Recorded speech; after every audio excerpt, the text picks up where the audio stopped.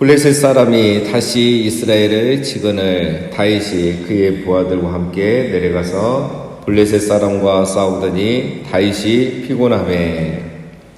자, 다시 블레셋과 이스라엘의 전쟁이 시작됐습니다. 자, 이 내용은 앞에 21장부터 비슷한 것처럼 역사적 순서대로, 시간 순서대로 기록된 게 아닙니다. 그래서 이거는 보통 학자들이 8장 이전에, 사무엘하 8장 이전에 있었던 일로 그렇게 보고 있습니다. 그렇게 봐도 크게 무리가 없습니다. 자, 블레셋과 이스라엘이 전쟁이 자주 있었죠. 그때 중에 한때입니다. 오늘 본문에 보면 여러 전쟁들이 나옵니다. 자, 이번 전쟁은 어떤 전쟁이었냐? 이스라엘이 굉장히 불리한 상황입니다. 특별히 다윗이 보면 지쳤죠. 다윗이 피곤함에 이번 전쟁에서는 어찌된지 우리 다윗이 많이 지쳤던 것 같습니다. 그래서 기진한 상태가 되는데 이때 죽음의 위기를 맞게 되죠. 16절에 거인족의 아들 중에 무게가 300세겔 되는 노창을 들고 세 칼을 찬 이스비노비 다윗을 죽이려 하므로 수르야의 아들 아비새가 다윗을 도와 그 블레셋 사람들을 쳐 죽이니 그때의 다윗의 추종자들이 그에게 맹세하여 이르되 왕은 다시 우리와 함께 전장에 나가지 마옵소서. 이스라엘의 등불이 꺼지지 말게 하옵소서 하니라. 자, 이번 전쟁에 다윗이 지쳤습니다. 그래서 블레셋의 거인 중에 한 명이 이제 이 다윗을 죽이려고 하죠. 그 이름이 이스비부노. 자, 얼마나 이 사람도 거인이냐? 무게가 300세겔이나 되는 노창을 들고 나왔다는 거죠. 이 300세겔이라는 거는 한 3.34kg 정도 되니까 골리앗이 가지고 나왔던 그 단창의 무게의 절반입니다. 그러니까 이 사람도 굉장히 거인이라는 것을 알 수가 있죠. 오늘 보면 거인들입니다, 다. 자, 이 거인이 다윗이 지쳐 보이자 이 틈을 이용해서 다윗을 죽이려고 하죠. 그런데 마침 다행히 아비새가 옆에 있었습니다. 그래서 아비새가 다윗을 도와서 이 거인을 그 자리에서 죽이고 다윗을 살리죠. 이 아비새는 이미 여러 번 나왔죠. 요압의 동생이면서 또 다윗의 용사입니다. 자, 겨우 다윗을 살리고 이제 옆에 있던 부하들이 깜짝 놀란 거죠. 지금까지 이런 적이 없었는데 다윗이 죽을 뻔했기 때문에. 그래서 다윗에게 이렇게 말합니다. 왕은 다시는 우리와 함께 전장에 나오지 마십시오. 절대 이제 우리와 함께 싸우러 나오지 마십시오. 그냥 왕국에 계십시오. 우리만 싸워도 충분히 이길 수 있다 이거죠. 이스라엘의 등불이 꺼지지 말게 하옵소서. 다윗을 말하죠. 당신이 죽어버리면 우리에게 소망이 없다는 거죠. 우리가 이제 11장에 보면은 다윗이 이제 왕들이 출전한 때에 한참 전쟁이 있을 때였죠. 그런데 다윗은 왕궁에 있었죠. 낮잠을 자고 왕궁 옥상을 거닐다가 목욕하는 밧세바를 봤죠. 그 사건의 배경이 이거이지 않나, 이제 그렇게 볼 수도 있습니다. 이렇게 전쟁을 왜 다윗이 나가지 않았을까? 그 이유는 바로 이 사건 이후에 그러지 않았나, 그렇게 보는 경우도 있습니다. 자, 여기를 보면 이제 다윗도 약할 때가 있었다라는 겁니다. 그 다윗, 백전백승, 그리고 하나님이 항상 함께 하시는 사람, 그 다윗도 약하고 지칠 때가 있습니다. 왜 그럴까요? 육체를 가진 인간이기 때문에 그렇습니다. 하나님이 함께 하셔도 지칠 때가 있고 죽음의 위기가 있을 수 있다는 겁니다. 적은 또 이것을 어떻게 알고 그때를 노려서 죽이려고 하죠. 다행히 다윗의 용사가 구해줬습니다. 여러분, 우리도 연약할 때가 있고 지칠 때가 있고 위기를 당할 때가 있습니다. 우리도 사람이기 때문에, 육체를 갖고 있기 때문에 낙심할 수 없고 침체될 수 있고 또 육신의 어려움이 올 수도 있습니다. 자, 그럴 때 오늘 다윗은 동역자가 그를 구해줬죠. 오늘 우리에게도 또 이런 동역자가 필요한 것입니다. 다윗을 구해준 용사 아비새처럼 우리에게도 이런 동역자가 있는 것이 그때에 도움이 되는 겁니다. 하나님은 아비새를 통해서 다윗을 구하는 것처럼 우리의 동역자를 통해서 또 우리를 세워가시는 거죠.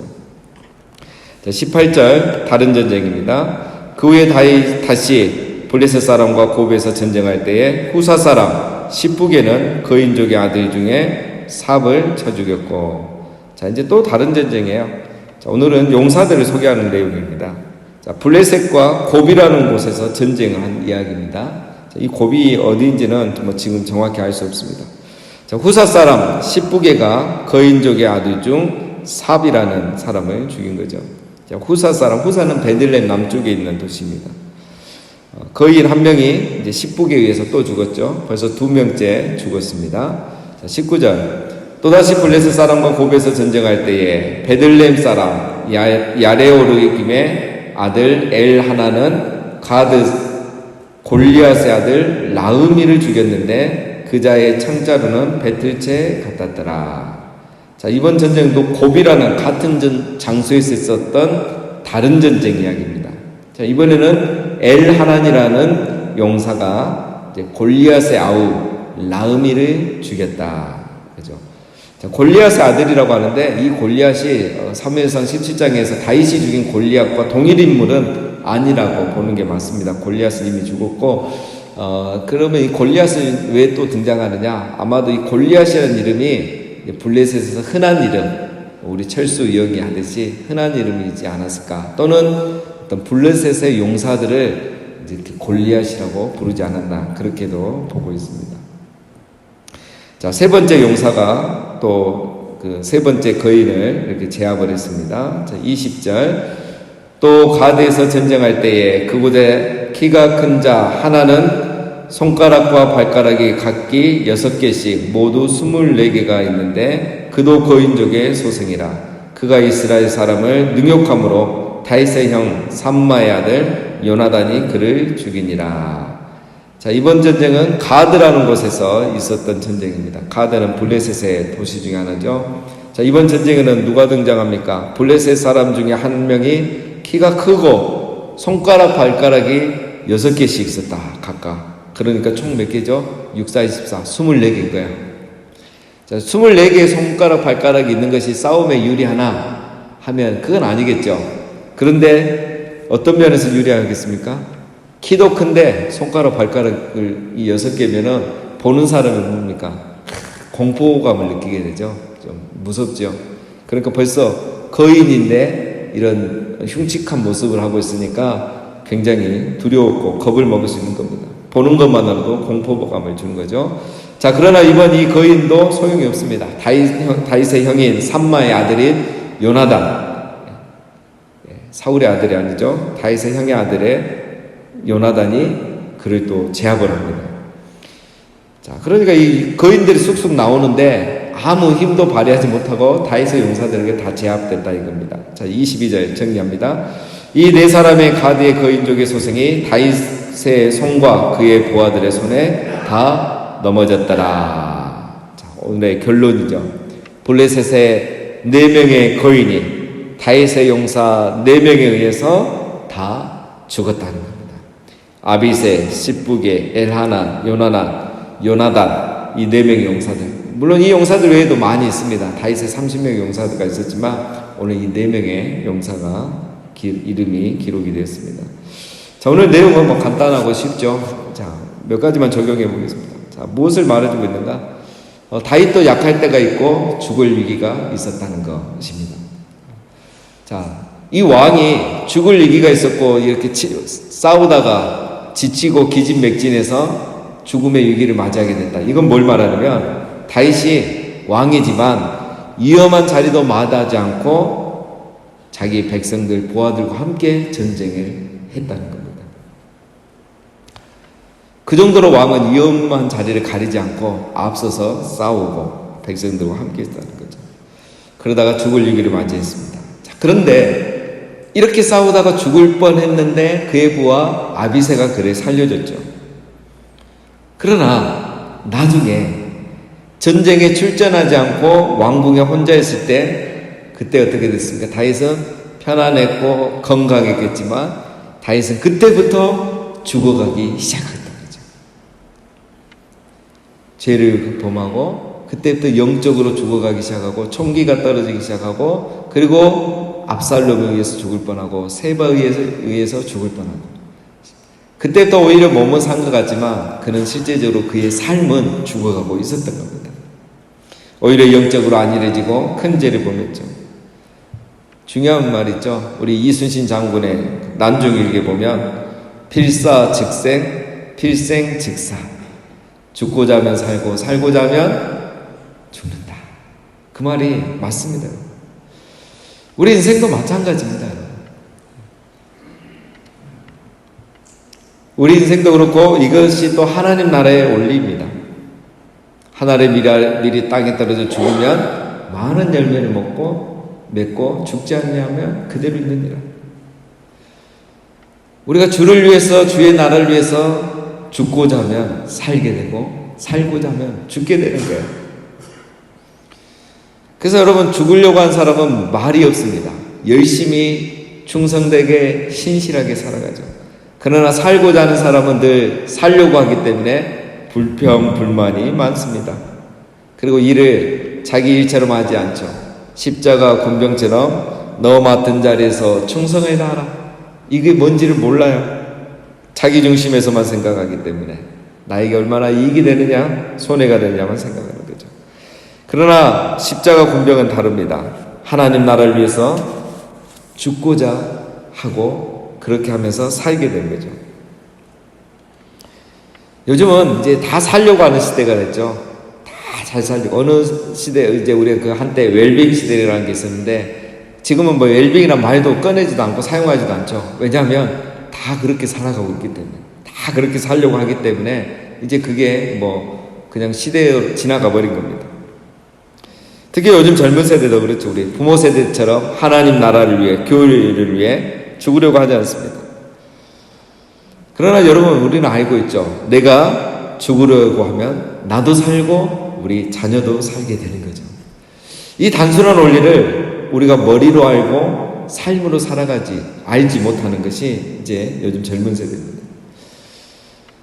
우리가 간증을 많이 들었죠. 한때 참 간증 많이 들었는데 그 간증들의 결론이 다 뭡니까? 이거예요. 필사즉생, 필생즉사. 간증의 결론은 이겁니다. 이게 바로 예수님이 말씀하셨던 하나님의 밀이 땅에 들어져 죽으면 많은 열매를 맺는.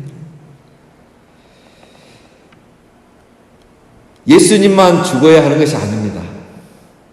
우리도 죽어야 살고 죽어야 열매를 맺게 되는 것입니다. 그런데 우리가 죽지 않으려고 하고 타인을 죽이려고 하고 타인을 희생시키니까 결국은 나도 죽고 타인도 죽게 되는 거죠. 이게 오늘 이 시대의 모습입니다. 그러나 우리가 죽을 때에 타인이 변화되고 내 주변이 살아나고 열매가 맺는 역사들이 일어나는 겁니다. 필생즉사, 필사즉세. 오늘 이게 바로 우리 하나님 나라의 원리라는 거죠. 자, 그 다음에 두 번째, 블레셋의 적들은 매우 강했습니다, 여러분. 다 거인이었죠, 오늘 특별히. 그 중에 거인이 있었습니다. 이 블레셋의 가드에는 특별히 거인들이 많았거든요. 오늘 다윗을 죽이려 한 사람은 거인이었죠. 300세겔의 큰 창을 들고 나올 정도니까 손가락 발가락이 6개씩인 그런 거인도 있었습니다. 근데 어떻게 됩니까? 오늘 결론은 얘들이 뭔가 거인이고 키도 크고 무기도 대단하고 막 손가락이 6개씩 있고 이런데 그래서 뭔가 보여줄 줄 알았는데 결론은 그냥 다 죽었어요. 너무 싱겁게 끝나버렸어요. 블레셋 장수들의 손에는 강력한 무기가 있었습니다. 다윗의 용사들의 손에는 특별한 무기가 없었어요. 기록이 없습니다. 하지만 다윗의 용사들의 손에는 하나님의 이름이 있었던 겁니다. 블레셋의 거인들은 강력한 무기를 들고 나왔지만 다윗의 용사들은 그 손에 강력한 하나님의 이름을 붙잡고 나온 거야. 그래서 여러분, 용사들이 거인을 이긴 게 아니라 용사들이 붙잡은 하나님이 오늘 그들을 이기게 하신 걸 우리는 믿습니다. 여러분, 우리는 자꾸 무기를 찾아요. 나는 왜 거인 키가 크지 않을까? 왜 나에게 강력한 무기가 없을까? 왜 우리 부모님은, 왜 우리 집안은, 요즘 왜 이 시대는 불평, 불만 많고 늘 불가능하다고 생각해요. 뭐가 안 되고 뭐가 안 좋고 좋은 무기가 없어서 싸울 수 없다고 그래요. 이길 수 없다고 하고. 이게 오늘 우리 그리스도인들의 모습이에요. 우리는 더 강력한 무기를 갖고 있습니다. 만군의 여호와, 그 이름, 가장 강력한 무기를 갖고 있는데 이 무기는 사용할 줄도 모르고 사용해보지도 않고 무기가 없다고 불평만 하고 불가능하다고 안 되는 이야기만 해요. 그러니 하나님을 경험하지 못하고 교회를 오래 다녀도 사역을 오래 해도 간증이 없는 거죠. 자기 자랑은 넘치는데 간증이 없는 거예요. 무기를 든 거인족을 이겼다. 이 강력한 세대, 시대를 내가 이겼다. 이런 간증이 나오지가 않는 겁니다. 그러니까 신앙생활이 재미없고 사역이 재미가 없어지는 거죠. 여러분, 우리는 무기가 없다고 원망, 불평, 낙심, 포기할 것이 아니라 가장 강력한 무기, 만군의 여호와의 이름을 붙잡으면 반드시 오늘 다윗의 용사들처럼 승리하게 될 줄로 믿습니다. 예, 마지막 세 번째는 오늘은 다윗의 업적이 아니라 이 용사들의 업적이 기록이 되어 있다는 거죠. 이 사무엘하는 다윗의 생애를 기록한 책인데 오늘 희한하게 이 본문에는 용사들, 무명의 용사들의 이름이 기록되어 있습니다. 오늘 기록되지 아니었으면 우리가 이름도 모르고 지나갈, 아비새 외에는 이름도 모르고 지나갈 사람도 있었습니다. 물론 이 4명 외에도 다윗에게는 또 30명의 용사들이 있고 많은 용사들이 있습니다. 오늘 이것이 우리에게 뭘 말해줍니까? 하나님은 무명의 이 용사들도 기억하고 계신다는 거예요. 다 기록하지 않았지만 하나님이 기억하고 계신다는 걸 보여주기 위해서 이 중요한 성경에 그들을 위해서 오늘 몇 절을 기록해 남긴 겁니다. 여러분, 세상은 기억하지 않고 역사는 잊혀지지만 하나님은 잊지 않고 기억하고 계시는 겁니다. 우리 모두는 다윗이 될 수 없습니다. 또 다윗이 되려고 할 필요도 없습니다. 하나님의 나라는 다윗 혼자 세워가는 것이 아닙니다. 다윗밖에 없는 것 같지만 다윗 외에도 많은 용사들이 있었던 걸, 그리고 하나님이 그들을 다 기억하고 있다는 것을 오늘 말씀이 우리에게 보여주고 있습니다. 어제 우리가 이번에 우리 영어 캠프에 준 DTS 팀들과 이렇게 이제 식사를 했는데, 이거는 아주 작은 주된 이야기는 아닌데, 이제 간사님 얘기하다가 이 간사님 한 분이 이제 DTS를 자기가 받아서 이번에 이제 다른 지역으로 간사님으로 가신다는 거야. 그래서 아이고, 왜 이제 이 척박한 부산을 버리고 저 다른 지역으로 가느냐, 이렇게 하니까 이 간사님 말씀이 거기는 간사가 더 없고 더 척박하다는 거예요. 그래서 그곳에 가서 자기가 하나님의 부르심을 받고 음성을 듣고 그쪽으로 가서 헌신하기로 했다는 거예요. 그래서 얘기하다 보고 이제 제가 DTS, UDTS 부산 1기다 이러니까 자기가 19기라는 거예요. 그래서 제가 92년도에 그거 받았다니까 제가 그때 태어난 해네요 이러는 거예요. 그래서 그 순간 제가 얼마나 팍 낙심이 됐는데, 내가 벌써 이렇게 늙어버렸나, 나이가 들었나 하면서 제 안에 딱 드는 생각이 있었어요. 야, 나는 저때 나도 저렇게 DTS 훈련 받고 열심히 헌신하고 하나님 나라를 경험하고 선교운동을 이렇게 했었는데, 하나님은, 저는 이제 지나간 세대가 돼버렸고 하나님은 동일하신 거예요. 또 다른 세대를, 더 헌신된 세대를 일으켜서 하나님 나라는 계속 세워져 가고 확장돼 가고 있는 거예요. 그래서 이분을 내가 보면서 엄청 감동을 받고 도전을 받은 게, 야, 역시 하나님이 불러줬을 때, 하나님이 잘해줬을 때 충성되게 살아야겠구나. 오늘 이 말씀 보면서 그게 기억이 나요. 내가 무슨 일을 하든지 최선을 다하고 내 자리에서 충성되게 살아가야 되겠구나. 하나님이 우리를 부르실 때, 용사로 부르실 때에 내가 맡은 그 자리에서, 부르신 자리에서 최선을 다하고 충성되게 살아가면 하나님이 우리를 기억하고 계시겠구나. 천국에 내 이름이 기록이 되는 거예요. 오늘 이 성경에 다윗의 용사들이 기록된 것처럼 우리 이름이 천국에 기록되고 하나님 우리에게 상을 주시고 의의 멸류관을 씌워 주시는 겁니다. 내가 다윗이 될 필요가 없고 다윗처럼 되려고 할 이유도 없습니다. 내가 어느 자리에 어떻게 하나님 나를 부르셨든 그 자리에서 충성하면 우리가 오늘 하나님 나라의 용사이고 하나님 나라에서 기억될 바 되고 하나님 앞에 섰을 때 의의 멸류관과 상급을 받게 될 줄로 믿습니다. 오늘 하루도 우리가 충성된 십자가의 군병으로 살아가시기를 주님의 이름으로 축원드립니다.